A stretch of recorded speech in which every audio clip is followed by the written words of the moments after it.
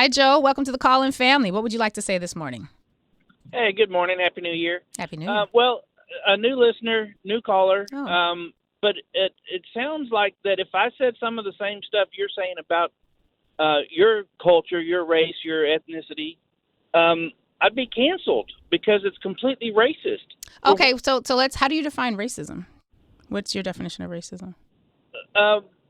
The hatred, demeaning of a race or culture or people because you think they're lesser than you because of their race, color, or religion. Or So, and you think that on this show we exhibited that towards a group of people? Well, I just heard you say that white people like stupid. White people want to be dumb. White people. How long have you been listening? I literally just turned it on 5 minutes ago. Oh, of course. So here's what I'm going to suggest. You know how, let's say we have a book that's 10 chapters long, and you're supposed to write a book report on that book, and you open the book up in the middle of chapter 9 and you read a page or two and then close the book. You're ill prepared for that conversation. You're ill prepared for that book report. You just started listening 5 minutes ago. This is a 2-hour show.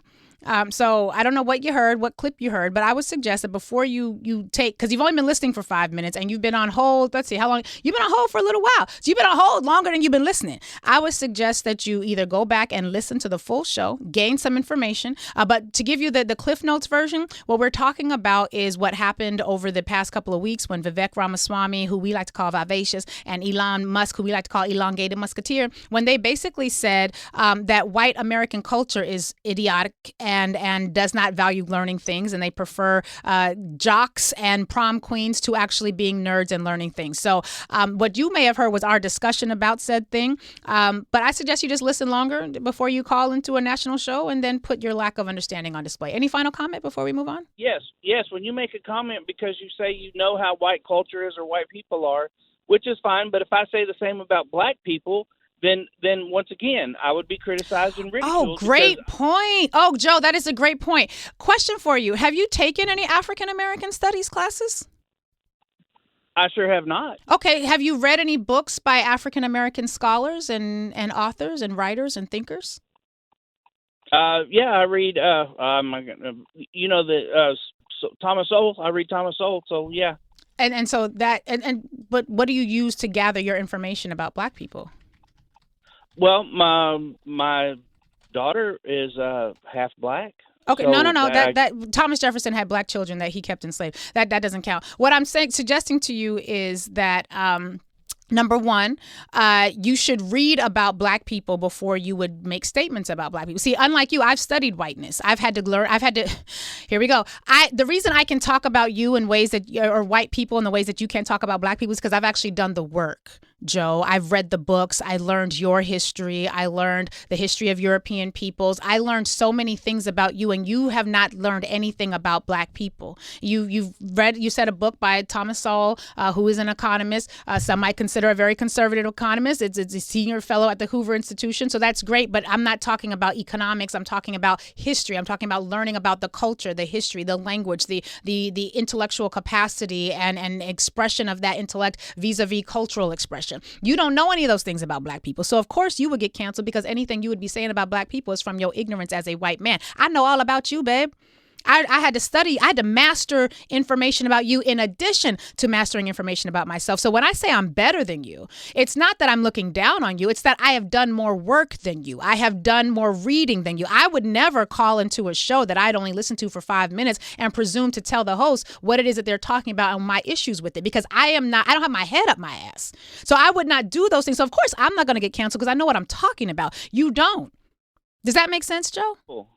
Did I make any comments about black people? No, you said if you were to talk about black people, you would be canceled. And I say rightfully so, because I asked you, what have you read about black people? And you ain't nothing. You ain't learned nothing about black people. I said, have you taken an African-American studies course? You said no. I asked you, do you read anything about black scholars? And you had to search a Hemina Mahamina before you could come up with an author. So you don't know anything about black people. That's why you would get canceled, because anything you would say from your admitted lack of knowledge, which you yourself told us you do not have, would be from a space of ignorance. So that would make you, speaking on a topic about which you know nothing, ignorant.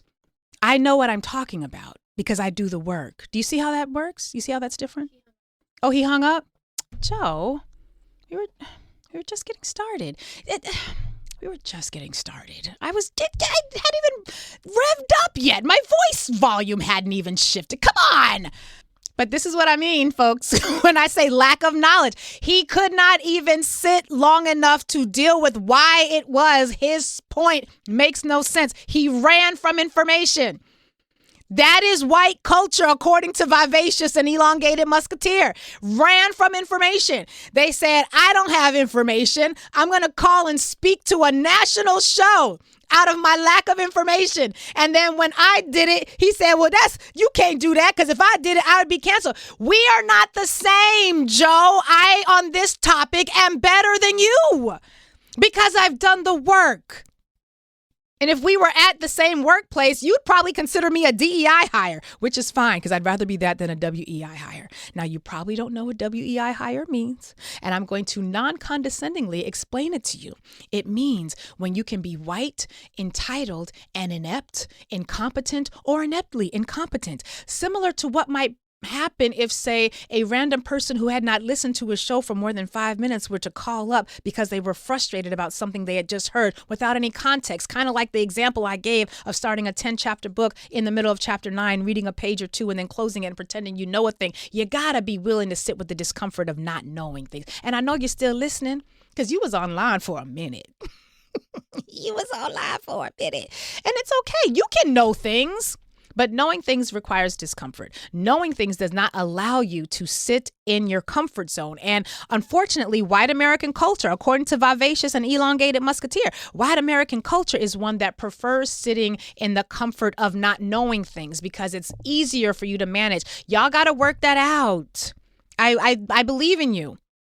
I believe that you can be better, Joe. I believe that you can make this work. I believe in your people's ability to tap into what is left of your humanity and be better, because you can do it.